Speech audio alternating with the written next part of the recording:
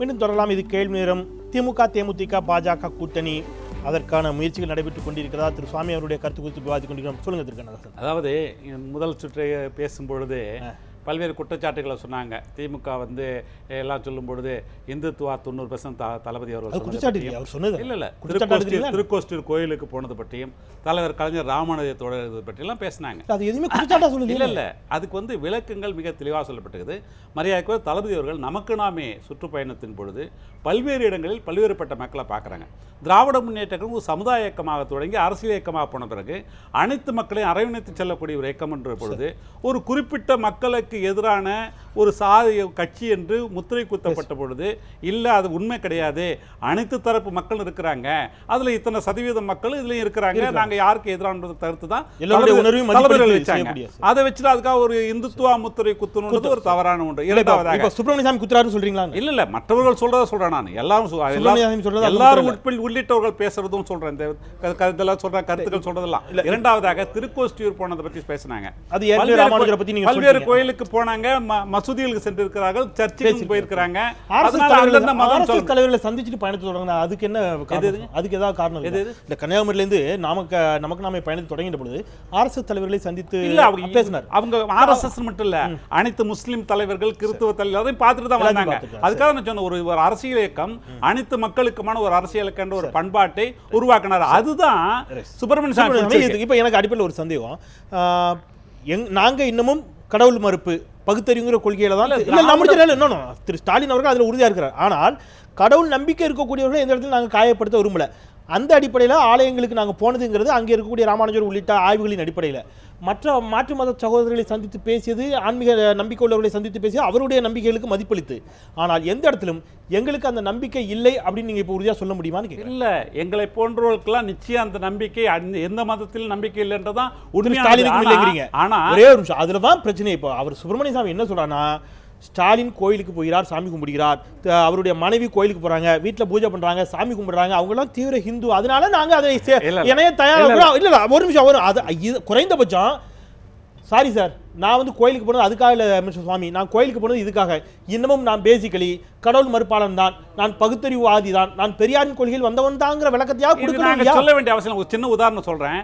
திராவிட முன்னேற்ற கழகம் இயக்கமாக குடும்பமாக இருந்தாலும் எப்படி ஒரு ஜனநாயக கட்டுப்பாடு செயல்படும் என்பதற்கு எடுத்துக்காட்டு எங்களுடைய கருத்துக்களை குடும்பத்தினர் கூட திணிக்க மாட்டோம். அது அவருடைய பிடித்தான செய்யட்டும். அடுத்து இரண்டர்களின் மீது மட்டும்தான். ஆமா, இல்ல யாருக்கு எடுத்து சொல்ல, யாரை வந்து இப்ப சாமி கும்பிடான்னு சொல்லியிருக்கோமா? இப்ப நாங்க ஒட்டு வச்சதுக்காக மரியாதைக்குரிய உங்களுடைய தலைவர் என்ன சொன்னாரு எல்லோருக்கும் தெரியும். இங்க பாரு, நான் கேளுங்க. அதுக்கு வந்து அவர் இன்னும் கட்சியில தான் இருக்கிறாங்க, நான் அதுக்காக கட்சி விட்டு நீக்கிடல. நாங்க அடிப்படை சிவாஜி கணேசனை வந்து ஒரு காலத்துக்கு போன ஒரே காரணத்திற்காக வந்து ஒரு காலகட்டத்தில் திருப்பதி கணேசா திரும்பி போ என்ன பதில் சொல்ல விட்டு சொல்லுவேன். சொல்றது நான் பதில் திருப்பதிக்கு போயிட்டு வந்த காரணத்துக்காக இன்னைக்கு திருப்பதியே வீட்டுக்கு வருது.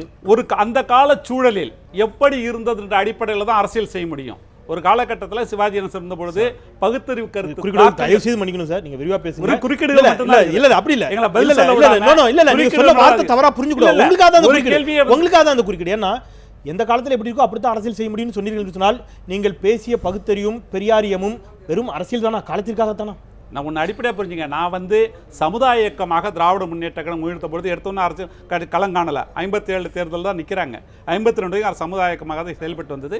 அதற்கு பிறகு இது 2 தளங்களிலும் பயணிக்கக்கூடிய ஒரு சூழ்நிலையில் பெரும்பான்மை மக்களுடைய விருப்பங்களை நிறைவேற்ற வேண்டியது ஒரு அரசியல் கட்சியுடைய பணி. அந்த அடிப்படையில் தான் நான் அந்த பதிலை சொல்கிறேன். நான் இப்போ சிவாஜி கணேசன் பற்றி பேசினாங்க. அந்த கால சூழ்நிலையில் அந்த மாதிரி ஒரு இது இருந்தது. அப்புறம் எம்ஜிஆர் சாமி கும்பிட்றவர் தான், அவரை நாங்கள் அரவணைச்சு தான் அந்த கட்சியில் வச்சுருந்தோம். அதே போல் மற்ற இந்த சூழ்நிலை கேட்குறாங்க, திராவிட முன்னேற்ற கழகம் வந்து நீங்கள் பதில் சொல்லலையே, நாங்கள் இல்லையான்னு சொல்லிட்டு. என் குடும்பம் உட்பட நான் சொல்கிறேன், நான் அவர்களுக்கு நம்பிக்கை இருந்தால் அதை செய்யட்டும், ஆனால் எங்களோட கருத்தை திணிக்க மாட்டோன்றது தான் எங்களுடைய கொள்கை. இரண்டாவதாக ராமானுஜர் தொடரை எழுதுன்னு சொல்கிறாங்க.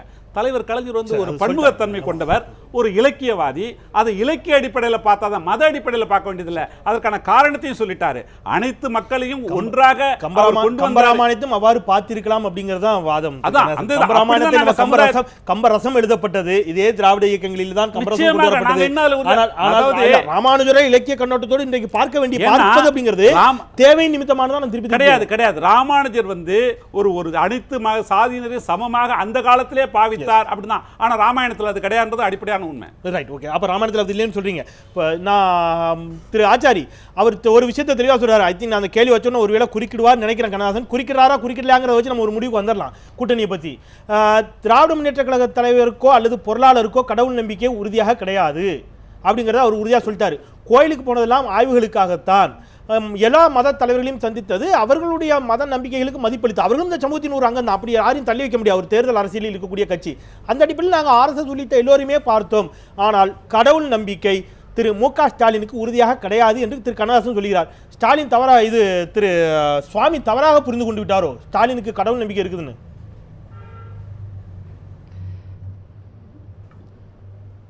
திரு கண்ணதாசன் அவர்கள்ட்ட ஒரு கேள்வி கேளுங்க. ஒரு 15 நாள் இருக்கும்னு நினைக்கிறேன்.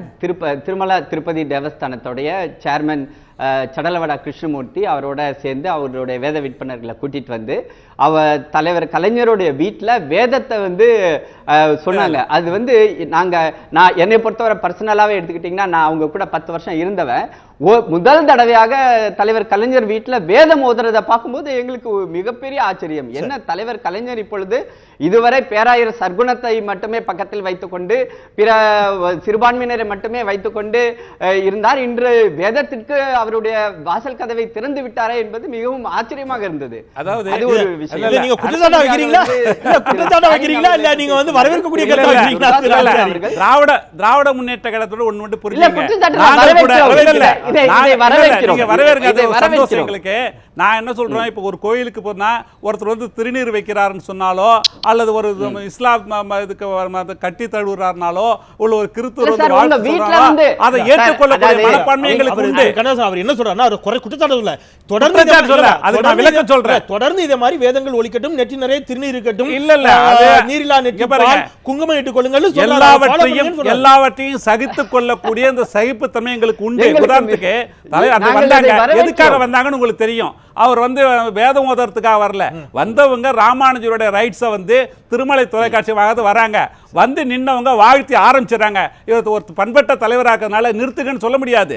அவங்களோட வாட்சிட்டு போட்டோம். இதனால எங்களுக்கு என்ன பெரிய ஆச்சாரி எனக்கு புரியல. இப்போ ஹிந்தியை எதிர்க்கிறாங்க அல்லது சமஸ்கிருதத்தை எதிர்க்கிறாங்க. ஒரு நிமிஷம் திரு ஆச்சாரி, ஒரு நிமிஷம் முடிக்கிறேன். திரு ஆச்சாரி சமஸ்கிருதத்தை எதிர்க்கிறாங்க, திமுக ஹிந்தி எதிர்க்கிறாங்கிறதுக்காக வீட்டுக்குள்ள வந்து சமஸ்கிருதத்துல மந்திரம் ஓதுனாலும் மந்திரத்தை நிப்பாட்டி சமஸ்கிருதத்துல ஓதாது தமிழ்ல ஓதுன்னு சொல்ல முடியுமா?